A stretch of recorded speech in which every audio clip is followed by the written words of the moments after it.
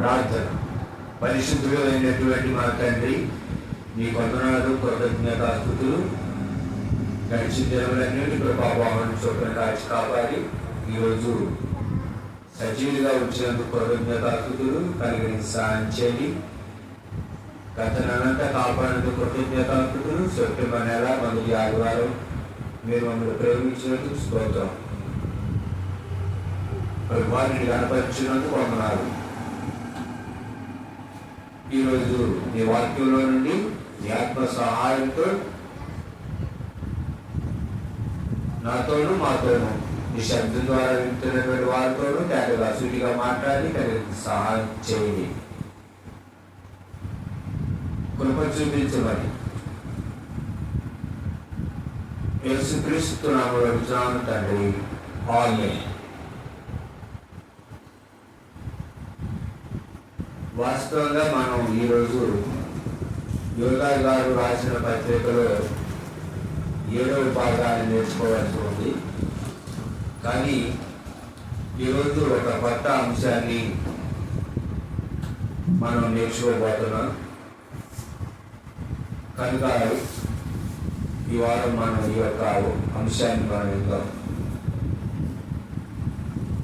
వచ్చే వారం మనం యోగా గారు రాసిన పత్రికలో వివరణలో భాగంగా 7వ భాగాన్ని మనం నేర్చుకుంటాం. ఈరోజు మన యొక్క వాక్య అంశం ఏంటంటే పాపము నుండి నిజమైనటువంటి విముక్తి. మన శక్తి ద్వారా లేదా ప్రభువైనటువంటి యేసుక్రీస్తుతో. ఏం చెప్పండి?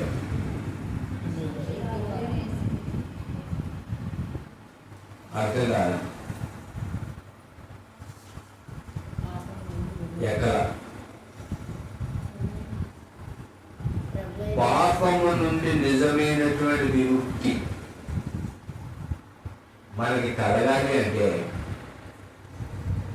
మన శక్తి ద్వారా, మన యొక్క సొంత శక్తి ద్వారా పాపం నుండి మనకి నిజమైన విముక్తి కలిగిద్దా? లేకపోతే ప్రభు అయినటువంటి యేసుక్రీస్తు ద్వారా పాపం నుండి నిజమైన విముక్తి మనకు కలిగిద్దా అనేది ఈరోజు మన యొక్క అంశం. అదే మీకు పాపం నుండి నిజమైన విముక్తి మన శక్తితోన లేదా ప్రభు అయినటువంటి యేసుక్రీస్తు ద్వారా. అదే మీకు అదేంటి అర్థం కాదు. ఓకే, మొట్టమొదటిగా మనం వాక్య కోణంలో ఆలోచిస్తే అసలు మానవుడు ఎవరు? ఎందుకు మానవుడు తాను పాపము నుండి బయటికి రాలేకపోతున్నాడు అనే విషయాన్ని మనం ఈరోజు మనం వాక్య కోణంలో నుంచి నేర్చుకుంటాం. నా అంతరంగంలో ఉన్నటువంటి ప్రశ్న, నేడు అనేకుల యొక్క అంతరంగంలో ఉన్నటువంటి ప్రశ్న, సమాజంలో ఉన్నటువంటి ప్రశ్న, క్రైస్తవ సమాజంలో కూడా ఉన్నటువంటి ప్రశ్న. దానిని మనం జవాబుగా ఆ ప్రశ్నకు నివృత్తి చేస్తూ ఈరోజు మనం నేర్చుకోండి వాక్య కోణంలో. మొట్టమొదటిగా దేవుని యొక్క వాక్యంలో నుండి రోమిలకు రాసిన పత్రిక అపోస్తలుడైన పౌలు గారు 3వ అధ్యాయం 23వ వచనం చదువుకోండి. అపోస్తలుడైన పౌలు గారు రోమిలకు రాసిన పత్రిక 3వ అధ్యాయం 23వ వచనం చదవండి. దేవుని యొక్క వాక్యంలో లేదు, అందరూ పాపము చేసి దేవుడు అనుగ్రహించు మహిమను పొందలేకపోతున్నారు. చాలు. రోమిలకు రాసిన పత్రిక పౌలు గారు 3వ అధ్యాయం 23వ వచనంలో ఉన్నటువంటి లేఖన భాగంలో ఏమని రాయబడి ఉందంటే వాక్యంలో, ఏ భేదము లేదు, అందరూ పాపం చేసి దేవుడు అనుగ్రహించు మహిమను పొందలేకపోతున్నారు. ఏ భేదం లేదు, అందరూ పాపం చేశారు. యూదుడని భేదం లేదు, గ్రీకు దేశస్తుడని భేదం లేదు, తెల్లవాడని భేదం లేదు, నల్లవాడని భేదం లేదు, భారతీయుడని భేదం లేదు, అమెరికా వాడని భేదం లేదు, రష్యా వాడని భేదం లేదు, ఏ దేశం వాడని భేదం లేదు. అందరూ పాపం చేసి దేవుడు అనుగ్రహించు మహిమను పొందలేకపోతున్నారు అని వాక్యం చెబుతాము. అందరూ పాపం చేశారు. ఏ పాపం చేశారు? అందరూ ఏ పాపం చేశారు? ఎందుకు దేవుడిచ్చే మహిమ పొందలేకపోతున్నారు? చూద్దాం దేవుడి వాక్యంలో నుండి. కీర్తన గ్రంథం 51వ కీర్తన 5వ చరణాన్ని మనం చదువుకుంటాం.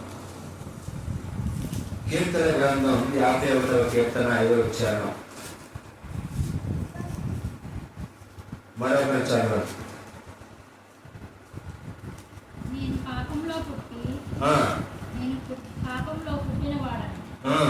నా తల్లి నన్ను గర్భమున ధరించెను. చాలు. నేను పాపములో పుట్టిన వాడను. దేవుని వాక్యంలో దావీదు గారు మాట్లాడుతున్నటువంటి ఈ మాటను పరిశుద్ధాత్మ దేవుడు గ్రంథస్థం చేశారు. 5వ చరణంలో వాక్యంలో రాయబడినటువంటి విషయం ఏంటంటే, నేను పాపములో పుట్టిన వాడను, పాపములోనే నా తల్లి నన్ను గర్భము ధరించాను. నేను పాపములో పుట్టాను. ఏ పాపంలో పుట్టాను? దావీదు గారు ఆదాము గారు చేసినటువంటి పాపం, అవ్వగారు చేసినటువంటి పాపం. దేవుడు అవ్వకి ఆదాము గారికి చెప్పిన విషయం ఏంటంటే, మీరు ఏదైనా తోటలో ఉన్నటువంటి చెట్ల ఫలములలో దేనినైనా తినవచ్చు, కానీ మంచి చెట్ల తెలివినిచ్చి వృక్ష ఫలములు తిరుగుదేవులను నిశ్చయముగా చర్చలు అని నరుడుకు ఆజ్ఞాపించారు. నువ్వు తినద్దు మంచి చెట్ల తెలివినిచ్చి వృక్ష ఫలాలు, తింటే సరిపోదు అని దేవుడు చెప్పారు. అంటే ఆత్మీయంగా మీరు నా నుండి ఎడబారుతారు, నా నుండి ఏడు పడతారు, నాకు నీకు మధ్య ఎడబాటు వచ్చింది. రెండవది, మీరు శరీరంగా కూడా మరణిస్తారు అని దేవుడు చెప్పారు. ఆజ్ఞ అతిక్రమమే పాపం అని వాక్యం చెప్తావు. ఆజ్ఞ అంటే దేవుడు పెట్టినటువంటి నియమం, దేవుడు పెట్టినటువంటి రూల్. దానిని అవ్వగారు ఆదాము గారు ఏం చేశారంటే అతిక్రమించారు, అంటే ధిక్కరించారు, నిర్లక్ష్య వైఖరించారు. దానిని లెక్కలేని తనంగా తీసుకున్నారు. దేవుని మాట కంటే అపవాది మాట ఎక్కువగా విని దేవుడు చెప్పినటువంటి నియమాన్ని ధిక్కరించి ఆజ్ఞను అతిక్రమించారు. ఆజ్ఞ అతిక్రమే పాపమని పరిశుద్ధాత్మ దేవుడు లేఖనంలో రాయించారు. కనుక ఆదాము గారిలో నుండి మనందరం వచ్చాము కాబట్టి ఆ పాపం అనేటటువంటి స్వభావం, మానవుడి యొక్క పుట్టక పాపం స్వభావంతో పుట్టినాడు. మానవుడు పుట్టడంతోనే పాపం స్వభావంతో పుట్టాడు. కనుక ఆదాము గారిలో నుండి అందరిలోకి ఏమొచ్చిందంటే పాపం అనేది అది వైరస్ లాగా మానవుడిలో వ్యాపించి అది ఒకరి నుంచి ఒకరికి సంక్రమించి. కనుక దావీదు గారు అంటారంటే, నేను పాపములో పుట్టిన వాడను, పాపములోని నా తల్లి నన్ను గర్భం ధరించను. అంటే భార్యాభర్తల కలయిక అనేది, దాంపత్యం అనేది పాపము కాదు. కానీ ఆదాము గారిలో వచ్చినటువంటి ఆ పాప స్వభావం రాబోయేటటువంటి పుట్టబోయేటటువంటి ఆ యొక్క పిల్లలో సంక్రమించింది. కాబట్టి దావీదు గారు ఇక్కడ ఈ మాట పలికారు, పాపములోనే నా తల్లి నన్ను గర్భము ధరించను. పాపములోనే నా తల్లి నన్ను గర్భం ధరించాను. ఎందుకంటే వారి పితరులు పాపంలో ఉన్నవారు కాబట్టి వీళ్ళు కూడా ఏమొచ్చింది, ఈరోజు పాప స్వభావం మానవుడిలో ఉంది. అయితే మానవుడి యొక్క పుట్టుక పాపము స్వభావంతో పుట్టాడు. మానవుడు పుట్టకే పాపం కనుక పుట్టుకతో మానవుడు పాపంలో పుట్టాడు, పాపం స్వభావాన్ని కలిగి ఉన్నాడు. కాబట్టి మానవుడు తన యొక్క సొంత శక్తితో ఆ పాపంలో నుండి బయటికి రాలేడు. అది కానీ చూద్దాం దేవుని వాక్యం. రోమిలి రాసిన పత్రిక పౌలు గారు 7వ అధ్యాయం 18వ వచనాన్ని చదువుతాం. అపోస్తలుడైన పౌలు రోమిలి రాసిన పత్రిక 7వ అధ్యాయం 18, 19 వచనాలు చదువుతాం. చదవండి. నా యందు అనగా నా శరీరమందు మంచిది ఏదియు నివసించదని నేను ఎరుగుదును. మేలైనది చేయవలనని కోరిక నాకు కలుగుతున్నది కానీ దానిని చేయటం నాకు కలుగుటలేదు. నేను చేయగోరు మేలు చేయగోరిన కీడు చేయుచున్నాను. నేను కోరని దానిని చేసిన ఎడల దానిని చేయనది నా యందు నివసించు పాపమే గాని ఇకను నేను కాదు. అది చూసారా? చదవండి దేవుని వాక్యంలో. కాబట్టి రాయబడి మాట ఏంటంటే 2 రాజుల పత్రిక 7:18-19 వచ్చాడు రాయబడింది. నా యందు అనగా నా శరీరమందు మంచిది ఏది నివసింపదని నేను ఎరుగుదును. మేలేది చేయవలనని కోరిక నాకు కలుగుతున్నది కానీ దాయం చేయుటకు నాకు కలగటలేదు. నేను చేయగోరు మేము చేయగోరు కీడే చేస్తున్నాను. చూసారా?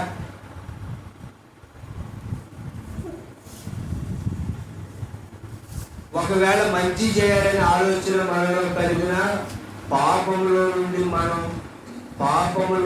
మనం బయటపడాలని అనుకున్నా కొన్నిసార్లు పాపంలో నుండి బయటపడ్డట్టు ప్రయత్నించిన మరలా పాపంలో పడిపోతాం. మంచి చెయ్యాలి అనే ఆలోచన నాలో ఉంది కానీ నా స్వభావం పాపం కాబట్టి నేను పాపమే చేస్తాను. చూడండి ఉదాహరణ, కొంతమంది మీరు అపార్థం చేసుకోవాలి, అర్థం చేసుకోవాలి. వాక్యాన్ని ఎప్పుడు కూడా అర్థం చేసుకోవాలి, అపార్థం చేసుకోవాలి. అదేవిధంగా లేఖన కోణంలో నుండి మనం సత్యాన్ని గ్రహిస్తున్నప్పుడు దేవుని వాక్యం మనం గుచ్చుకోవాలి. వాక్యానికి మొవాటం. కొంతమంది చూడండి, ఎగ్జాంపుల్ ఉదాహరణకి కొన్ని రోజులు బీడీని తాగడం మానేశారంటే మన వారం తాగల బీడీ, కానీ మళ్ళీ ఎందుకు తాగుతున్నారు బీడీ అంటే బీడీని తాగకుండా ఉండాలని ప్రయత్నం చేసి ఒక వారం రోజులు ఉన్నప్పటికీ మరలా బీడీని తాగడం అనేది మొదలుపెట్టి, అంటే పాపం చేయకుండా ఉండాలని అనుకున్నారు. కానీ కొన్ని రోజులు ఉన్న మరలా పాపం అనేది ఏం చేసిందంటే లాగేసింది. ఎందుకంటే ఆదాము గారు ఎప్పుడైతే పాపం చేశారో మానవుడు పరిశుద్ధంగా ఉండేటటువంటి స్థితిని కోల్పోయి మానవుడి మీద పాపం అనేది ప్రభుత్వం చేస్తా ఉండి మానవుడిని పాపం అనేది చేస్తా ఉంది. అది కనుక మానవుడు పాపము చేయకుండా ఉండాలని ప్రయత్నం చేసినప్పటికీ కూడా పాపం చేయకుండా ఉండలేకపోతున్నాడు. కారణం మానవుడి యొక్క స్వభావం పాపం. అదే కొంతమంది అంటారు మనకు మన 4 రోజులు తాగలేదండి, మంచిగా ఉండదు తాగకుండా. 4 రోజులు తాగలేదు, ఇక తాగుడు మానేసింది అనుకోను నేను. కానీ ఇప్పుడేంటో పొద్దున్న వేసిన కానీ రాత్రి పడిపోయి ఒకే తాగుతాడు, మిగిలిపోయిన బ్యాలెన్స్ మొత్తం కూడా మరీ కంటిన్యూ చేస్తా ఉన్నట. అంటే మానవుడు పాపములో నుండి తను తాను బయట పడాలి అనుకున్నా కూడా బయటపడలేడు. పాపం నుండి నిజమైనటువంటి విముక్తి మన శక్తి ద్వారా కలగదు. కొంతమంది ఆడవాళ్ళు కూడా కొన్ని రోజులు పూర్తులు తిట్టకుండా ఉంటారు. అదే ఈ మధ్య పూర్తులు తిట్టలేదు, మంచిగానే ఉన్నాను. కానీ మరలా ఏం చేసింది, ఏది చిన్న గొడవ అయితే చూడండి, చిన్న గొడవ అయితే వచ్చేస్తే లోపల ఉదయం ఇంటిని దారి బట్టి రోజు మాట్లాడడం అన్నట్టు ఉదయంలో పత్తులు పడినటువంటి పూజలన్నీ కూడా ఒకేసారి అంతే కదా. డబ్బా ఓపెన్ చేసి అట్లా వచ్చాది వచ్చారు. స్వభావం పాపం. కొంతమంది నేను మాట్లాడకుండా ఉన్నా అనుకున్నా కాబట్టి మాట్లాడలేకపోతే అసలు ఉండకపోతాను. అదే పాపముని ఏంటి, పాపముని మీద ప్రభుత్వం చేసింది కనుక మన శక్తితో, మన స్వశక్తితో మన పాపం నుండి బయటపడాలి అనుకున్నా కొన్ని రోజులు అలా ఉన్నా మరలా మన పాపను పడవాలి. ఎందుకంటే మానవుడు పాపమును నుండి విడిపించబడి తనను తాను నియంత్రించుకోగలిగినటువంటి శక్తి మానవుడికి లేదు. అదే లేదు, శక్తి లేదు.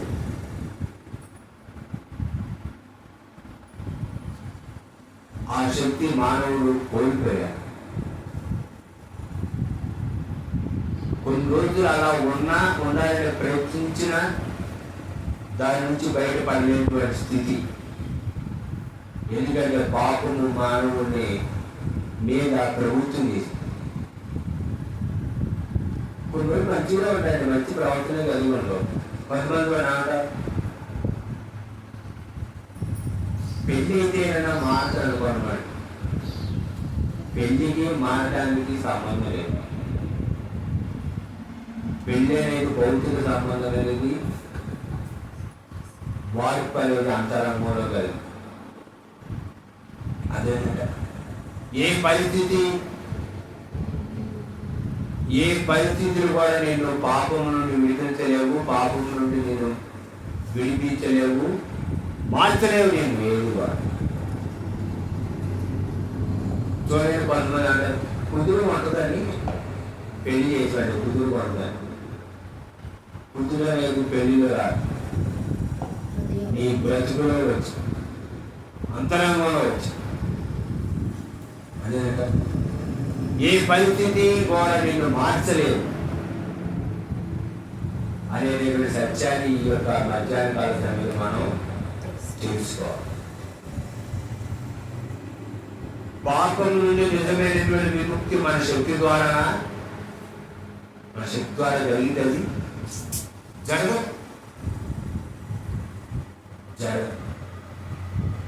పాపం నుండి మానవుడు తనను తాను విడిపించుకోగలిగితే ప్రభువైన యేసుక్రీస్తు వారు ఈ లోకంలోకి శరీరధారిగా మానవుడిగా ఈ లోకంలోకి వచ్చి ప్రాణాన్ని పెట్టి రక్తం కార్చి శిలువలో ఆయన చనిపోవాల్సిన అవసరంతో లేదు.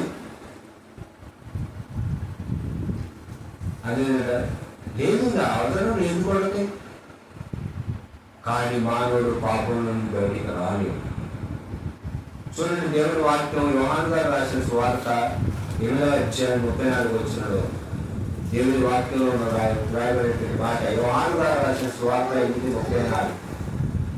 అందుకు యేసు, పాపము చేయి ప్రతి వాడును పాపమునకు దాసుడని మీతో నిశ్చయముగా చెప్పుచున్నాను. పాపము చేయి ప్రతి వాడు పాపమునకు దాసుడు మానవుడు. పాపము చేయు ప్రతి వారు పాపములకు దాసుడు. చాలా మంది అంటారు నేనే పాపం చేస్తున్నాను. అసలు నీ స్వభావమే పాపం అయితే నువ్వే పాపం చేయు. అదే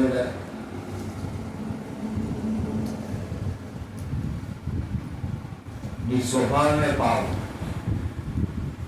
పాపం చేయు ప్రతి వారు పాపములకు దాసుడు మానవుడు పాపానికి.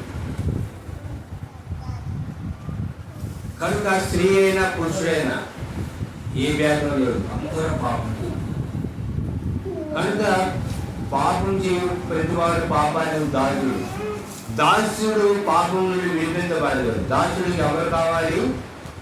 యజమానుడు కావాలి. యజమానుడే పాపం నుండి విడిపించగలుగుతాడు.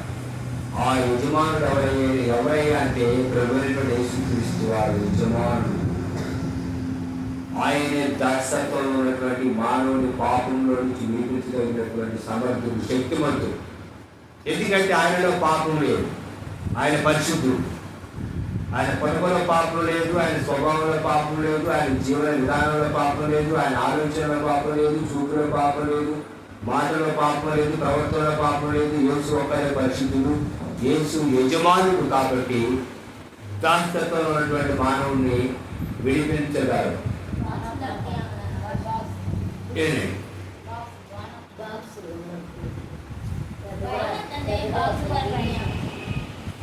బాక్స్ వేయండి.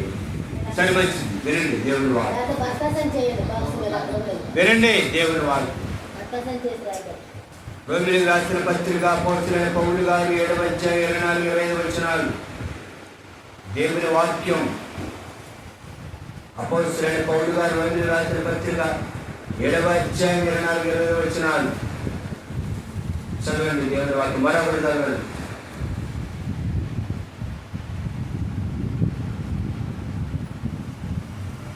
అయ్యో నేనెంత దౌర్భాగ్యుడను, ఇంటి మరణములకు లోనగు శరీరము నుండి నన్ను ఎవడు విడిపించును? చాలు.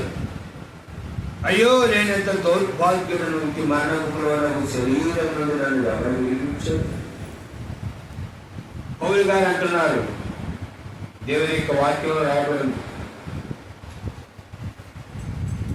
అంటారా? అయ్యో నేనెంత దౌర్భాగ్యుడను, ఇంటి మరణములకు లోనగు శరీరం నుండి నన్ను విడిపించను. ఎవరు విడిపిస్తారు నన్ను? మరణానికి లోనగే శరీరం. విమోచకుడు కావాలి, విమోచించేవాడు. పాపము నుండి మానవుడు విమోచించే విమోచకుడు కావాలి. అందుకనే లేఖనం ఏమని రాయబడింది? మన ప్రభు అయిన యేసుక్రీస్తు ద్వారా దేవునికి కృతజ్ఞతాస్తుతులు చెల్లించుచున్నాను. 20వ వచనం. ఎందుకు కృతజ్ఞతాస్తుతులు చెల్లించేదంటే మరణములకు లోనగు ఈ శరీరం నుండి యేసుక్రీస్తు విడిపిస్తారు కాబట్టి. విమోచకుడు, యజమాని, ఆయన విమోచకుడు. తన ప్రజలను వారి పాపం నుండి ఆయనే రక్షించును కనుక ఆయనకు యేసు అని పేరు పెట్టుదురు. తన ప్రజలను వారి పాపం నుండి ఆయనే. దేవుని వాక్యం రాయబడింది. మత్తయి సువార్త చూడండి. దేవుని వాక్యం మత్తయి సువార్త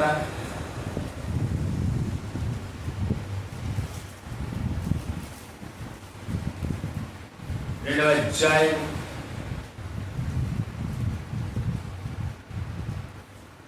27వ వచనం. తన ప్రజలను వారి పాపం నుండి ఆయనే రక్షించును కనుక ఆయనకి యేసు అని పేరు పెట్టుదు అని. పాపముల నుండి విడిపించేటటువంటి రక్షకుడు ఆయనే కనుక ఆయన యేసు అని పేరు పెడతారు. యేసు ఎవరంటే విమోచకుడు, రక్షకుడు, పరిశుద్ధుడు, యజమాని. కనుక గుడ్డివాడికి త్రోవ చూపిస్తే ఇద్దరు కొనుక్కోబడతారు.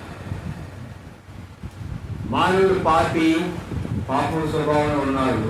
తోటి మానవుడి దగ్గరికి వెళ్ళి ఈ పాపం నుంచి నన్ను విడిపించండి అంటే వేరే మానవుడు ఎలా విడిపించగలుగుతాడు? ఆయన కూడా పాపంలో ఉన్నాడు కదా, విడిపించలేదు. ఈనాడు పాపం నుండి విమోచన కొరకు తోటి మానవుడు ఆశ్రయిస్తున్నారు. ఆయన కూడా అదే స్థితిలో ఉన్నాడనేటువంటి సత్యాన్ని గ్రహించలేని స్థితిలో ఉన్నాడు. చూద్దాం లేఖన భాగం. యోహాను సువార్త 8:36 చదవండి. యోహాను సువార్త 8:36 చదవండి.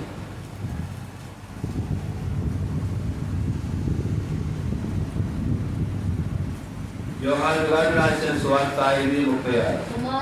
కుమారుడు మిమ్మల్ని స్వతంత్రులుగా చేసిన ఎడల మీరు నిజముగా స్వతంత్రులై ఉందురు. చాలు. కుమారుడు యేసుక్రీస్తు ప్రభు కుమారుడు మిమ్మల్ని స్వతంత్రులుగా చేసిన ఎడల మీరు నిజంగా స్వతంత్రులై ఉందురు. యేసుక్రీస్తు ప్రభు పరమ తండ్రి పంపిన ఏకైక కుమారుడు యేసుక్రీస్తు ప్రభు మనల్ని పాపం నుండి స్వతంత్రులుగా చేస్తారు, పాపం నుండి విడిపిస్తారు. శాశ్వతంలో ఉన్నటువంటి మనను యజమానుడై ఆయన విడిపించి రక్షిస్తారు. కనుక కుమారుడు దేవుడి లోకం ఎంతో ప్రేమించుడు కాగా తన అద్వితీయ కుమారుడుగా పుట్టిన వారిని విశ్వాసం నుంచి ప్రతి వారు నశింపగలిచి జీవం పొందినట్లు ఆయనను అనుగ్రహించును. యోహాను గారు రాసినటువంటి సువార్త 6 అద్వితీయ కుమారుడుగా పుట్టిన వారిని విశ్వాసం నుంచి ప్రతి వారు నశింపగలిచి జీవం పొందినట్లు ఆయనను అనుగ్రహించిన లేఖనం చెప్తాం. యేసుక్రీస్తులోనే పాపం నుండి విమోచన, పాపం నుండి నిజమైనటువంటి విముక్తి ప్రభువైన యేసుక్రీస్తుతో. మానవుడు తనను తాను పాపం నుండి విడిపించుకోలేడు. ఆ శక్తి మానవుడికి లేదు. పాపము మానవుని వేడతా ఉంది. ఆ పాపం నుండి విడిపించడానికి యేసుక్రీస్తు ప్రభు ప్రాణం పెట్టి రక్తం కాల్చాడు.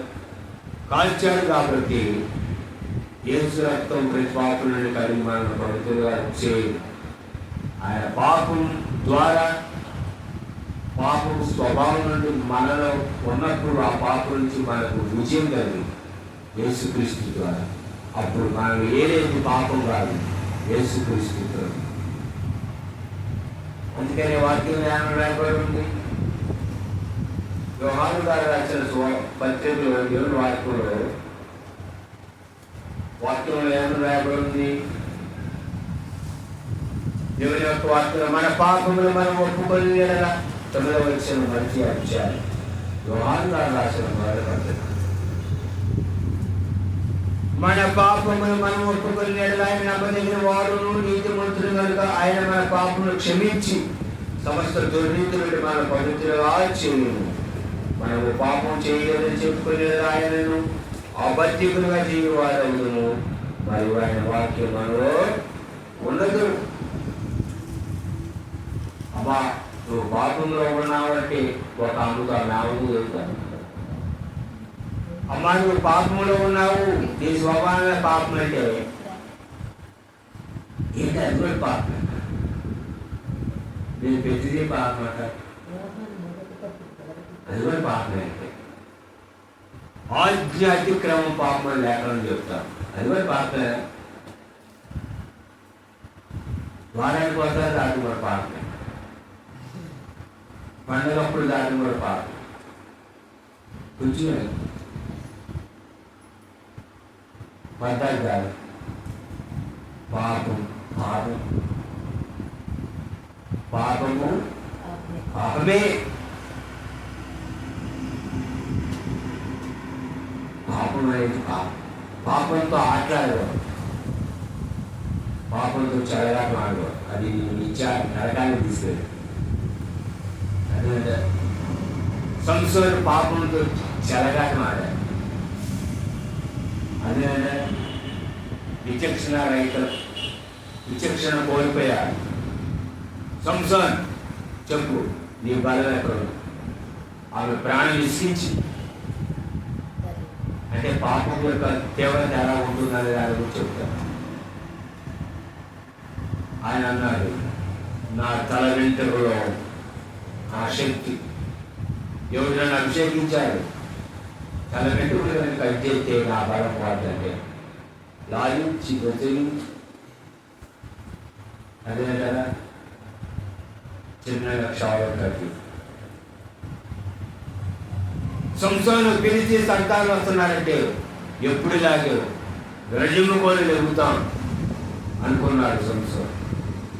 యెహోవా ఎడబాసిన సంస్థలకు తెలియదు. పిలిచి సంతానం వచ్చారు, పట్టుకున్నారు, వారి యొక్క గుడిలోకి తీసుకెళ్లారు, కళ్ళు వరం తీశారు, గాలుతో తిప్పుతారు.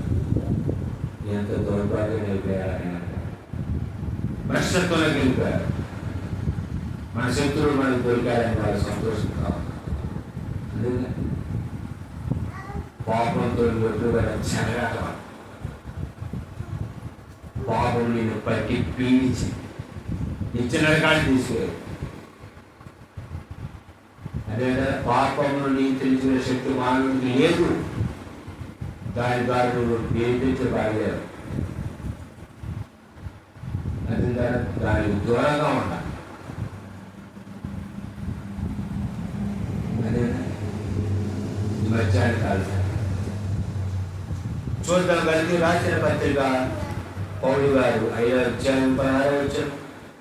కలిగి రాసిన పత్రిక అపోస్తలుడైన పౌలు గారు 5వ అధ్యాయం 16వ వచనం లేఖన భాగాన్ని చదువుకుంటాం.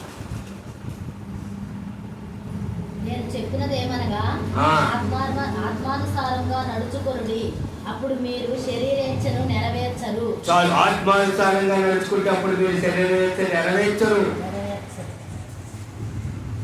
మానవుడు మట్టిలో నుండి తీయబడ్డాడు. మట్టిలో నుండి తీయబడినటువంటి మానవుడిలో పాపం చేసినప్పుడు పాపం స్వభావం ఉంది. పైనుండి వచ్చినటువంటి యేసుక్రీస్తు ద్వారా, దేవుడి ద్వారా ఆయనటువంటి జీవము ప్రాణము మానవుడు వస్తున్నాడు. అదేనంటే కనుక పైనుండి వచ్చినటువంటి ఆ పరిశుద్ధులైనటువంటి యేసుక్రీస్తు ద్వారానే మానవుడికి పాపం నుండి విమోచన, శాశ్వతమైనటువంటి నిజమైనటువంటి విముక్తి. పాపం నుండి నిజమైన విముక్తి మన శక్తితో కాదు. నువ్వు ఎంత ప్రయత్నించినా ఎంత నిన్ను స్వాధీనపరచుకోవాలనుకున్నా ఈ వల్ల కాదు.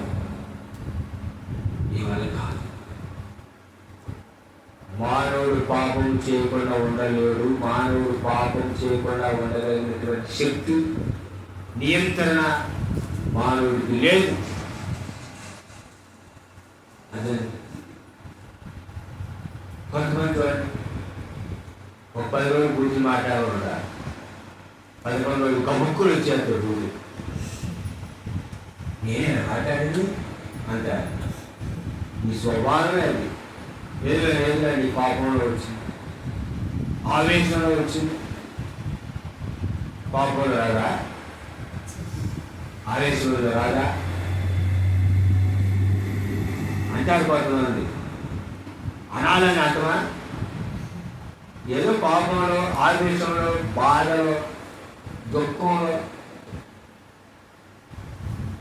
అలా వచ్చింది కానీ అలానే రాలేదు. దాన్ని ఏమంటారంటే కవర్ చేయమాట, సమర్థించుకోవాలి. అదే సమర్థతకి వాక్యం దగ్గర, యేసుక్రీస్తు ప్రభు దగ్గర అవకాశం లేదు. ఆనాడు ఆదాము గారు పాపం చేసినప్పుడు, తినదాన పళ్ళు తిన్నప్పుడు, ఆజ్ఞను అతిక్రమించినప్పుడు, ఆదాము నువ్వు దిగంబరి నువ్వు చెప్పినవాడు ఎవరయ్యా, నేను తినదాన పళ్ళు నువ్వు తిన్నావా అంటే ఆదాము గారు అవునయ్యా తిన్నాను, నన్ను క్షమించు అంటే దేవుడు క్షమించేవాడు. ఇదిగో నువ్వు ఇచ్చిన ఈ స్త్రీ వల్లే నేను లేకపోతే తినేవాడుగా అని అంటే నేను తినేవాడు కాదు. నువ్వు ఇచ్చిన స్త్రీగా, నువ్వు స్త్రీని ఇచ్చావు కాబట్టి ఆమె చెప్పింది కాబట్టి నా మాట కంటే స్త్రీ మాట ఎక్కువ వెళ్ళారు. చూడండి దేవుడు ఎలాగ ప్రశ్నిస్తున్నాడు. ఆది కాలంలో దేవుని వాక్యంలో, దేవుని వాక్యం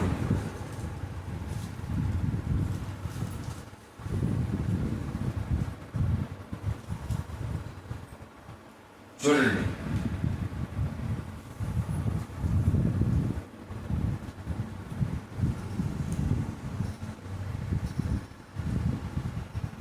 దేవుని వాక్యం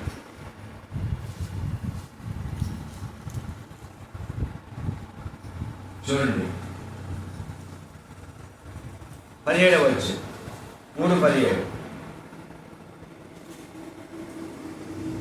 ఆయన ఆదాముతో, నీవు నీ భార్య మాట విని వినవద్దని నేను నీకు ఆజ్ఞాపించిన ఫలవృక్షంలో తింటివి గనుక నీ నిమిత్తము నేల శపింపబడి ఉన్నది. ప్రయాసతోనే నీవు బ్రతుకు దినములన్నీ దాని పంట తిందువు. అది ముండ్ల తుప్పలను గుజ్జపదలను నీకు ఒలిపించు. పొలములోని పంట తిందువు. చాలు చూడండి, దేవుని వాక్యం ఏమని రాయబడింది? ఆయన ఆదాముతో, నీవు నీ భార్య మాట విని. ఎవరి మాట విన్నావు? భార్య మాట. నా మాట కాదు నువ్వు వింది, నీ భార్య మాట విన్నావు. అంటే భార్య మాట ఎంతో అని కాదు ఇక్కడ చెప్పింది. భార్య దేవుడి మాట కంటే ఎక్కువగా భార్య మాట విని తినొద్దన్న పనులు. ఎవరు అంటారు? నీవు నీ భార్య మాట విని తినవద్దని నీకు ఆజ్ఞాపించిన వృక్ష ఫలం తింటివి. అంటే నాకంటే నీకు నీ భార్య ఎక్కువ ఉంది. ఆమె మాట ఏందో చాలా మంది చూడాలి. నేను అలా చేయకూడదు అనుకోనండి. ఆమె వచ్చింది, ఆ మాట నాకు ఆ మాట చేశారు. ఆ బుద్ధి లేని దాని మాట అన్నది. ఆమె రాకుండా నేనేం దాని కాదు అంటారు సార్. వాడి మాట విన్నానండి నేను. వాడి మాటని నేను రానురా అంటే వాడు రా, నా మీద నీకు ప్రేమ లేదా అని. సాతాను గారు అపవాడు ఆదాము అవుతా అన్నారు. మీరు దేవతలా పోతారు తింటే అన్నారు. వారు సర్పము తరపు ఇంటి చేత అవ్వని మాత్రం చేసినట్టు క్రీస్తువులో ఉన్నటువంటి సరళత నుండి పవిత్రత నుండి ఎట్లయినా మీరు తొలగిపోతారని నేను భయపడుతున్నాను అని పౌలు గారు అన్నారు. సర్పము తన కుయుక్తితో మోసం చేస్తుంది. సర్పం మీరు తింటే దేవతలో పడతారని దేవుడు తెలతో చెప్పారు. తినండి, ఏం కాదండి తిన్నాను. అపవాది మాట తింటే ఆదాము గారు భార్య మాట అన్నారు. అదే కదా చాలా మంది ఆయన మాట అన్నా, ఏమైనా మాట అన్నా, ఆమె మాట అన్నా, ఏమ మాట, ఆడవారి కోరుకోరు ఆడ మాట అన్నా, ఏ మాట, దేవుడి మాట ఎక్కడ? దేవుడి మాట ఆమె వాక్యమైనటువంటి దేవుడి మాట ఆమెది. నేను రానన్నా కానీ మా అక్కే రా రా రా అన్నాను. నీ గురించి రమ్మంటే నేను రాని పక్కన సర్పము తన కుయుక్తితో మోసం చేస్తావు అని. నా మీద ప్రేమ అంటే నిజంగా దూరా అంటారు కొంతమంది. ఇది నిజమైన ప్రేమ కాదు, నేను నిత్య నరకాన్ని తీసుకెళ్ళి పాపం పడింది ప్రేమ. దేవుడి కంటే దేవుడి వాక్యం కంటే ఎంతనే ఎక్కువ ప్రేమించేవాడు. ఎందుకు చేస్తా? నీ పాపాల కొరకు, నా పాపాల కొరకు ప్రాణం పెట్టి అర్థం కాల్చి నశించిపోతుంది రక్షించింది దేవుడు. ఆయన నీకు ప్రేమించినందుకు ఎవరు ప్రేమించలేదు. అదేవిధంగా కొంతమంది చూడండి డెవలప్ అయ్యారు. నిజంగా నాకేంటి ప్రేమ ఉంటే ఎందుకు రాలేదు నువ్వు? ప్రేమ అంటే వచ్చేదాకా నీ ద్వారా ఎట్టినా నేను బాధపడుతుంటే నేను మాట్లాడాలి ఉంటే నువ్వు నన్ను దొరకాలి రాలేదా అంటారు. వద్దా అనుకుంది కానీ కుదరలేదు. అదే కదా మానవుడు ప్రేమ తాత్కాలికం, దేవుడి ప్రేమ శాశ్వతం. నేను ప్రేమించినటువంటి దేవుడు నీ కొరకు ప్రాణం పెట్టాడు. అర్థం కాదు, నేను అర్థం చేసిన ఇక్కడ దేవుడు ఏమన్నాడు చూసారా? దేవుడు ఏమన్నాడు?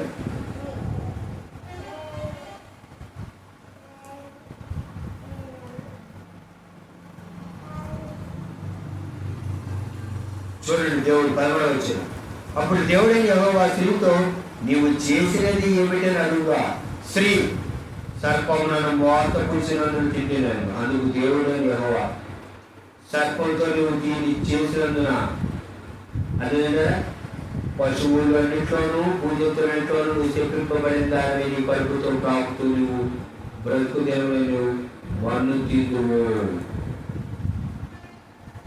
ఆయన స్త్రీతో నీ ప్రయాసమును నీ గర్భవేదనను నేను మిక్కిలి హెచ్చించగలను. వేదనతో గెలవకుండా నీ భక్తి నీకు వాంచగలను అతను నేను ఏమినని చెప్పాను. చెప్పించాడు దేవుడు. మొట్టమొదటిగా అపవాదులు పాములు చెప్పించాడు. ఎందుకంటే అపవాదికి అవకాశం ఇచ్చింది ఎవరు? పాము. సర్పాన్ని దేవుడు ఏం చేశాడు? చెప్పించాడు. సర్పాన్ని కాళ్ళు ఉండే ఇదివరకు దేవుడు శాపంతో అది పాగుతా ఉంది. సర్పాన్ని చెప్పించాడు. సర్పంలో ఉన్నటువంటి అపవాదిని కూడా చెప్పించాడు. నా కుమారుడు వస్తాడు, నీకు కొడతాడు, సెలవులో ప్రాణం పెట్టి అర్థకాడతాడు, పాప నుంచి విమోచిస్తాడని ఆదాము అవ్వకు యేసుక్రీస్తు ప్రభు గురించి అప్పుడే దేవుడు చెప్పాడు. స్త్రీతో కూడా నువ్వు చేసిన పని నా మాట కంటే అపవాది మాట అంటావా? నీ ప్రసవేదన హెచ్చిస్తా. అందుకే స్త్రీతో పిల్లలనేటప్పుడు వేదన బాగా ఆ ఉపకారంలో నుండి సంక్రమించినటువంటి శాపం. పురుషుడు కూడా దేవుడు చేపించాడు, నీవు చెమట కాచాల పంట పండాలి, ఊకనే కూర్చొని అదే ఊకనే కూర్చొని నాటేసి అదే పంట పండింది, అదే పెరిగింది, ఇంటికి ఒట్టు వచ్చినట్టే పొలం. నాటాల కలుపు తీయాలి, నీళ్ళు కట్టాలి, ఎరువు వేయాలి, కోట పోయాలి, ఇంటికి కూర్చోవాలి. ఇంట్లో కట్టాలి. అప్పుడే నీ ప్లేట్లోకి భోజనం. అదే కదా ప్రయాస, కష్టం. సంతోషంగా ఏదైనా తోటలో దేవుడు ఇచ్చిన వృక్షఫలాలు దీన్ని ప్రశాంతంగా ఉండేవాళ్ళు ఈనాడు పాపము చేసి దేవుడిచ్చి మహిమను సమాధానాన్ని నిశ్చితమైన కోల్పోయారు. మానవుడు ఆది ఆదాము చేసినటువంటి పాపం వారి మీద ఏళ్తాము. ఆ ఏడుతున్నటువంటి పాపాన్ని తీసివేసి యేసుక్రీస్తు ప్రభు ఆయన ఏళ్తున్నాడు ఇప్పుడు మనం.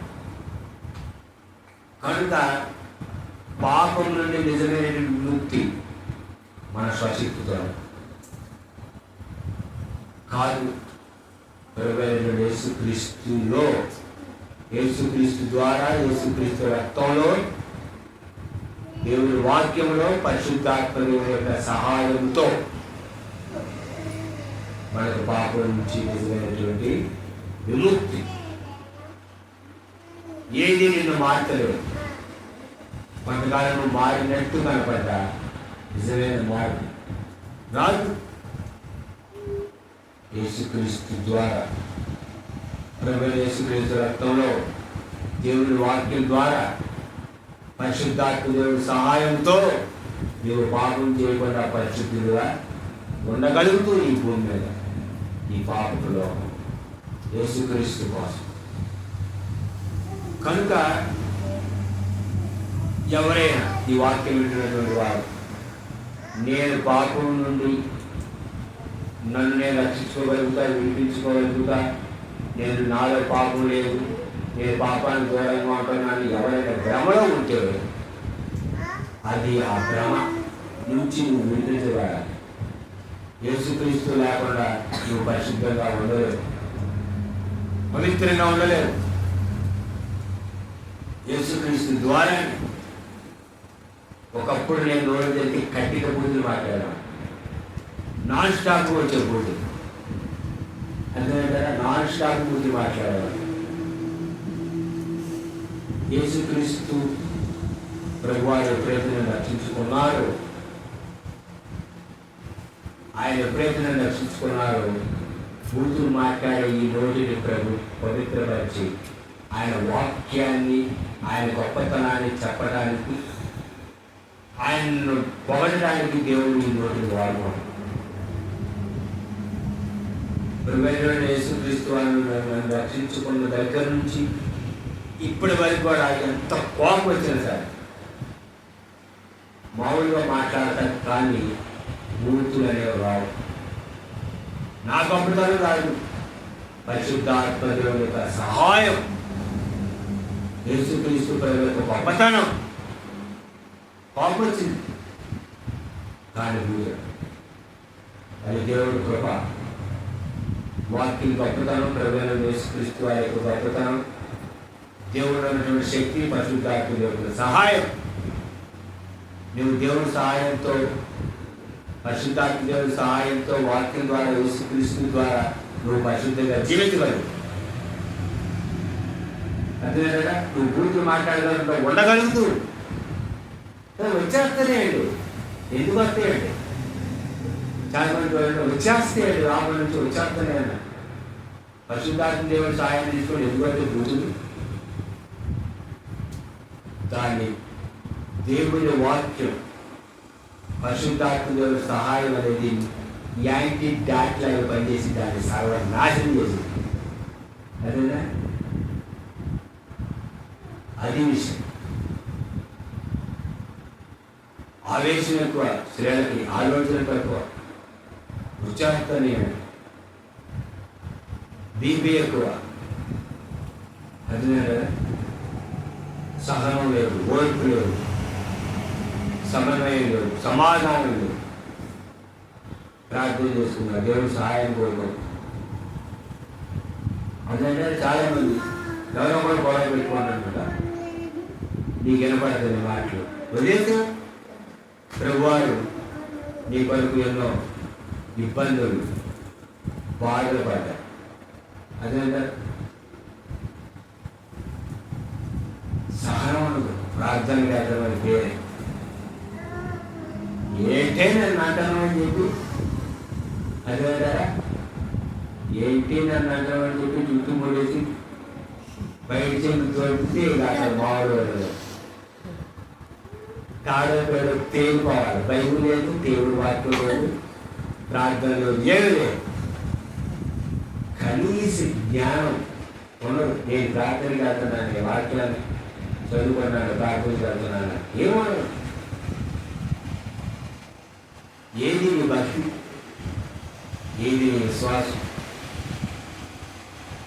అదే నువ్వు చూపించే భక్తి, నువ్వు చూపించే సమాజంలో అన్ని చెట్ల గురించి నిన్ను బట్టే కదా అన్ని చెట్ల ముందు నా నామం చూసుకుంటే పడుతుంది. ప్రభుత్వం ఆదివారం వచ్చే భక్తులు, ఆదివారం వచ్చే దేవదూతం, సోమవారం నుండి శనివారం దాకా దెయ్యాలు, సోమవారం నుండి శనివారం దాకా భక్తిహీనులు. ఏది భక్తి? ఏది నీ మారు? సమాజంలో, కుటుంబంలో, సంఘంలో. అదే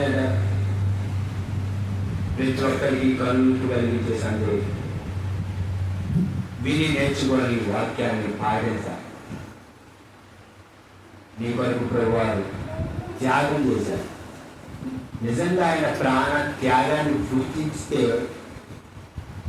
నువ్వు పరిశుద్ధాత్మ దేవుని సహాయంతో ఆశానికంగా జరుగుతావు. రాలేదా తెలుసుకున్నామన్నా కూడా సైలెంట్గా, దోషం లేదా అని అన్న, వినపడట్లేదా నా మాటలు అన్న, సైలెంట్గా. నిన్ను బట్టి జనం మీద మేము వదిలించబడ్డాము, నిన్ను బట్టి ఎవరికి సిద్ధపడ్డాము. కీర్తనలో రాయబడినట్టు,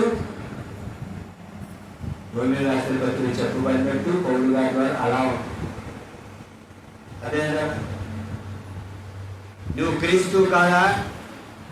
ఏలే వచ్చి రక్షిస్తాడేమో, దేవాలయాన్ని పడగొట్టి 3,000 కడతానండి అని అంటే, బొచ్చు కత్తిరించి వారి మీద గొర్రెపిల్ల అలాగైతే మౌనం మొక్కలు యేసుక్రీస్తు అలా మౌనం ఉండాలి.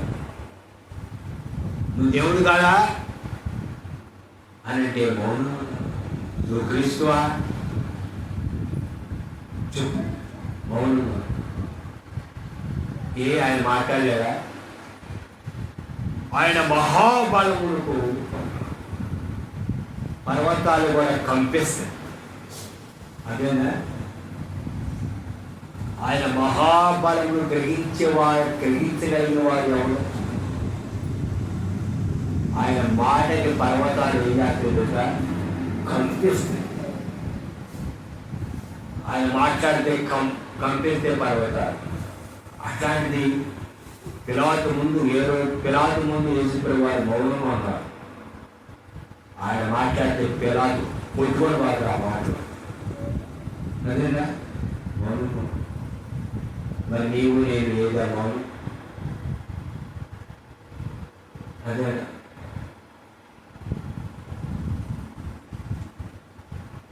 మనలో బొద్దుగా ఉండదు, బలమే ఉండదు, కానీ కోపం తగాద అన్నప్పుడు వచ్చింది కోపం, తగాద వచ్చినప్పుడు వచ్చింది రోషం. డీజే సౌండ్ సిస్టమ్ లాగా, సౌండ్ బాక్స్ లాగా ఊరంతా ఏర్పడుతుంది మన మాట. నిజంగా ఆయన ఎట్లా మాట్లాడింది అని అనుకుంటారు ఊళ్ళో. అట్లా వచ్చాక మన నుంచి మాట దురాత్మ శక్తి, దేవుడి శక్తి కాదు. ఎందుకంటే ఉన్నా లేనట్టే ఉండాలి విషయం. ఇది కనపడట్లేదండి, ఎక్కడికి వెళ్ళారు అని అనుకోవాలి.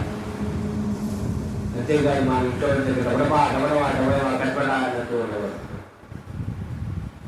అదే అలాగ నీవు నేను ప్రభుత్వ యేసుక్రీస్తు కోసం పరిశుద్ధంగా యథార్థంగా నమ్మకంగా జీవించాలి. నీ బలహీనత ఉంటే ప్రభు దీని నాకు విజయం, నాకు ఆశానికరవు ప్రభు, నేను కంట్రోల్ ఉండలేకపోతున్నాను, నాకు ఆశానికరవు. నీ కన్ను నిన్ను అభ్యంతరపరిస్తే, నీ చెయ్యి నిన్ను అభ్యంతరపరితే, నీ కాలు నిన్ను అభ్యంతరపరితే, నీ నోరు నిన్ను అభ్యంతరపరితే ఇటో ఆయన నోరు అంటే ముసుగా నోరు మాట్లాడుకొని మౌనంగా అన్నాను. అదే కదా, అంతేగాని ఆమె తిట్టారు నోరుని సాధనం చేయాలి. అదే కదా, ఏ మనుషుడు కూడా నాలుగును స్వాధీనపరచుకోలేదు. దేవుడు వాక్యం పరిశుద్ధాత్మ సహాయంతో నాలుగును స్వాధీనపరచుకోవాలి. స్వాధీనంలోకి రావాలి నాలుక. ఇంత కొంచెం ఇప్పుడు విస్తారమైన అడిగిన కథలు పెట్టినట్టు చిన్న మాట చాలు. కుటుంబాలలో, సమాజంలో, సంఘాలు నిన్న ఆయన ఆ మాట అంటాం. ఆయన అందరూ తెలియదు ఆ మాట అంతకి బతుకులు మండిపాలి. అన్నాడేమో అనుకున్నాడే అంటారు. తర్వాత గొడవ కొట్టుకొని హాస్పిటల్కి వెళ్ళిన తర్వాత అప్పుడు అన్నాడేమో అనుకున్నా అంటారు చివరు. అప్పుడు ఇది చల్లారిపోతుందంట. చాలా జాగ్రత్తగా ఉండాలి. యేసు ప్రభు నమ్ముకున్నటువంటి మన మాటలు సమాజంలో చాలా జాగ్రత్తగా ఉండాలి. నోరుంది కదా అని మాట్లాడితే మనుషులు పైకి ప్రతి అర్థమైన మాటల గురించి విమర్శించానా లెక్క చెప్పాలి. ఒక్క తీసి గోడు కాడతారు దేవుడు. నోరుంది కదా ఇష్టం వచ్చినట్టు మాట్లాడు, చేయందు కదా దాన్ని ఇష్టం వచ్చినట్టు ప్రవర్తిస్తే, కాలుంది కదా అని ఇష్టం వచ్చి పరిగెత్తితే, చూపంది కదా అని ఇష్టం వచ్చినట్టు చూస్తే లెక్క. జాగ్రత్తగా ఉండాలి. యేసుక్రీస్తుని గురించి మనం పాపములకు దూరంగా ఉండాలి. పాపము ఛాయలకు పోకుండా పరిశుద్ధ నమ్మకంగా బతకాలి. కనుక పాపం నుండి మనల్ని నిజముగా విడిపించేది, పాపం నుండి నిజమైన విముక్తి మన శక్తితోన కాదు, యేసుక్రీస్తు ప్రభుతో అనే సత్యాన్ని మనం తెలుసు. కనుక ఎవరు నన్ను విడిపిస్తాడు పాపం నుండి అని పౌలు గారు ప్రార్థించినట్టు, ఘోషించినట్టు యేసుక్రీస్తు ద్వారా దేవుడికి కృతజ్ఞతలు చెల్లించాలి. ఆయనే విమోచకుడు, ఆయన పరిశుద్ధుడు, ఆయనే రక్షకుడు, ఆయన యజమాని, ఆయనే విడిపిస్తాడు. ఆయనే తన ఆత్మ ద్వారా మనకి సహాయం చేయాలి. కానీ ఈ మాటలు మన తలలో ఉంచుకొని ఆ మాట ప్రకారం మన విశ్వాస ఆత్మ జీవితాలు కట్టుకొని ప్రభువైన యేసుక్రీస్తు కొరకు ఈ లోకంలో జీవించి ఈ లోకాన్ని ఊడ్చినప్పుడు నిత్యత్వంలో మనం ప్రభుత్వం ఉంటాం. ఈ కృపా ప్రభు మనకు అనుభవించిన దాకా చాలా మంచి కళ్ళు చూసుకున్నట్టయితే ప్రార్థన చేస్తున్నాం. ప్రభువాన్ని కొన్నాడు వాక్యంగా నాతో మాతో తేటగా సూటిగా మాట్లాడే విధానాన్ని బట్టి కృతజ్ఞత తెలుసుకుంటారు. మాటలు మాత్రం భద్రపరచండి, వాక్యం ప్రకారం నడుచుకోవడం సహాయం చేయండి ప్రార్థించాలి. దయగెత్తండి. ఈ కొన్నాడు ఇతరులు మాటలు విన్నారు వారందరూ భద్రపరచండి, ఈ మాట ప్రకారం నడుచుకోవడం సహాయం చేయండి. యేసుక్రీస్తు నామములో అడుగుతున్నాను తండ్రి, ఆమేన్. ప్రార్థనలో ఉన్నది ఆగించ. మన ప్రభువును రక్షకుడైనటువంటి యేసుక్రీస్తు నామములో మీ అందరికీ వందనాలు. దేవుని యొక్క వాక్యాన్ని వినండి, ఆత్మీయంగా బలపడండి. మీ యొక్క విలువైనటువంటి సూచనలు సలహాలు కామెంట్ రూపంలో తెలియజేయండి. దేవుని యొక్క వాక్యాన్ని వినండి. మరి ఎవరైతే వాక్యం వింటున్నారో వారు ఛానల్ సబ్స్క్రైబ్ చేసుకోలేదు. చూస్తున్న వారు సబ్స్క్రైబ్ చేసుకోండి. సబ్స్క్రైబ్ చేస్తున్నారు చూడండి. మరి మా యొక్క మోస్ట్ ఐపరిషిప్ అని యూట్యూబ్ ఛానల్ సబ్స్క్రైబ్ చేసుకోండి. మరిన్ని ఆత్మీయ సత్యాలు లేఖనం నుండి నేర్చుకుందాం. పరిశుద్ధాత్మ దేవుని సహాయంతో మనమందరం వాక్యాన్ని నేర్చుకుందాం, వాక్యాన్ని కట్టుబడతాం. అతి కృపా ప్రభు మనందరికీ అనుగ్రహించుగాక. మరి యోధా రాసిన పత్రిక వివరణలో 7వ భాగాన్ని వచ్చే వీడియోలో మనం నేర్చుకుందాం. అంతవరకు ప్రభు కృప మనకు తోడు నడిపించుగాక. మన ప్రభుని రక్షకుడైనటువంటి యేసుక్రీస్తు నామములో ప్రతి ఒక్కరికి వందనాలు. దేవుడికి నైపుగాక. మా యొక్క ఫోన్ నెంబర్ 8639262647 అనే నెంబర్కి ఫోన్ చేయండి. దేవునికి స్తోత్రం. అందరికీ ప్రభు యేసుక్రీస్తు నామములో వందనాలు. మీ సహోదరుడు పాస్టర్ రాజు.